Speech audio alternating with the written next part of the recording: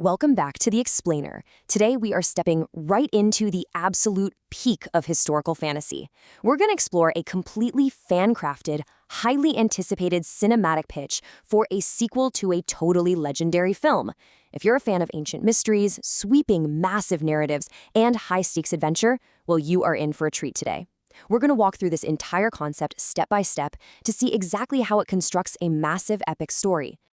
Okay, let's dive into this. What if the Chola dynasty, literally one of the longest ruling dynasties in world history, didn't just fade away into the history books? What if the true royal bloodline actually escaped centuries ago? This single premise completely flips everything we think we know upside down, right? It takes a historical mystery and turns it into an expansive modern-day geopolitical thriller. It's an absolutely brilliant way to hook us immediately and set the stage for something massive. Now, before we get too deep into uncharted waters here, just a quick clarification. What we're exploring today is an original, fan-created sequel concept. It's heavily inspired by the world of Aayirathil Oruvan, but it's not an official studio storyline. But honestly, that is exactly why it's so fascinating to analyze. It is a prime example of how perfectly a fan pitch can capture the magic, the tone, and the vast mythology of the original world, all while pushing the narrative into thrilling new territories. Act 1. The Lost Empire returns. Imagine the pacing of a blockbuster trailer for a second. Years after the fall of the hidden Chola kingdom as we knew it, mysterious ancient symbols suddenly begin appearing all across South India and Southeast Asia. The world is waking up to a secret buried for hundreds of years. And then the paradigm completely shifts. Ancient temples reveal that the Cholas we knew about, they were just a frontier colony. Just a tiny outpost. The true royal bloodline actually escaped centuries ago to build a vast, secret maritime empire hidden way out beyond the Indian Ocean. And of course, once a secret of this magnitude gets out, a global race for ultimate power kicks off. World governments, ruthless mercenaries, shadow organizations, they all realize what's at stake here. But every great adventure needs an inciting incident, right? That spark. It begins when a young archaeologist discovers a map linked directly to the final Chola king. This isn't just an old piece of parchment. It is the absolute key to the greatest archaeological discovery of the modern age. This is the catalyst. It propels our heroes right into the center of a perilous race against time, desperately trying to stay one step ahead of the shadowy organizations hunting them down. Act 2. Voyage into Forbidden Seas. The expedition is officially launched, and this map, it forces our heroes into a terrifying gauntlet. First, they have to navigate through these eerie, abandoned islands holding the ghosts of the past. Then, they plunge into exploring massive, forgotten underwater ruins, trying to piece together the breadcrumbs of this lost civilization. And finally, they've got to survive deadly, raging storms that feel almost supernatural.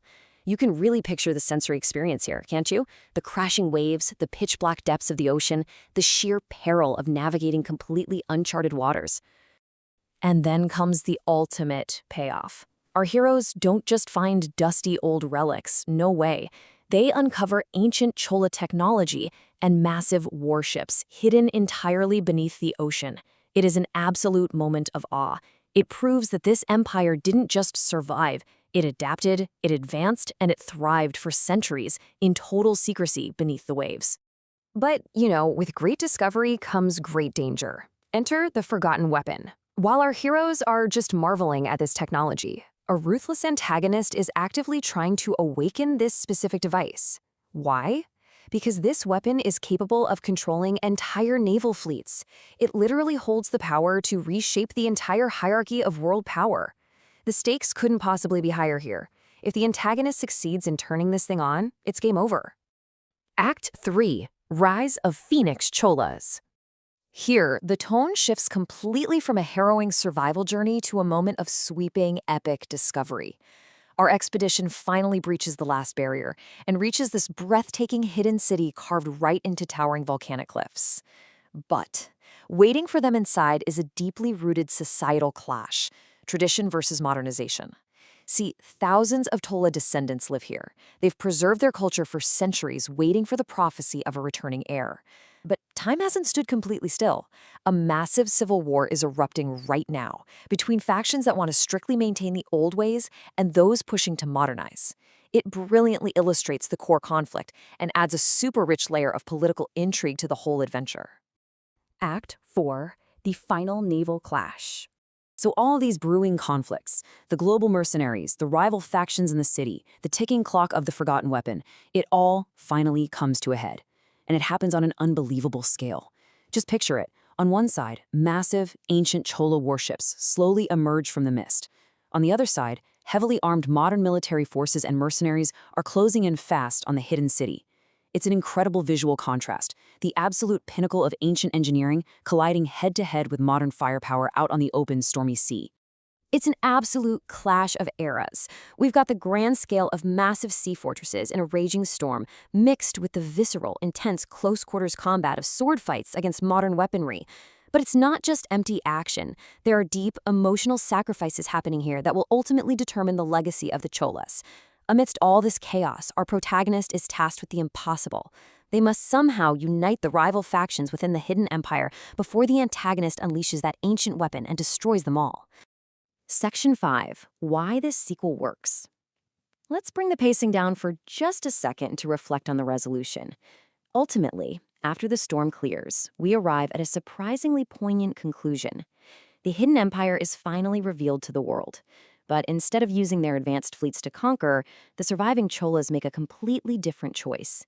They choose to share their knowledge and their history with humanity. So, the crucial point is, why does this pitch succeed so effectively as an epic continuation? Well, first, it seamlessly expands the core mystery, rather than just repeating it. Second, it perfectly preserves that unique historical fantasy tone fans originally fell in love with. Third, it ramps up the stakes by introducing a truly large-scale global adventure. And finally, it delivers a visually spectacular climax that feels entirely worthy of a massive cinematic sequel. It honors the past while boldly charting a completely new course. But, of course, a truly great story always leaves you wanting a little bit more, right? In the proposed final scene of this pitch, our explorers discover yet another map. But this one, it doesn't point to the Cholas. It points toward an even older, more mysterious civilization. So I'll leave you with this provocative thought. Where does this new map lead? It's the perfect tease for a third installment. Thank you so much for joining me on this explainer today, and keep questioning what other ancient mysteries might still be hidden out there.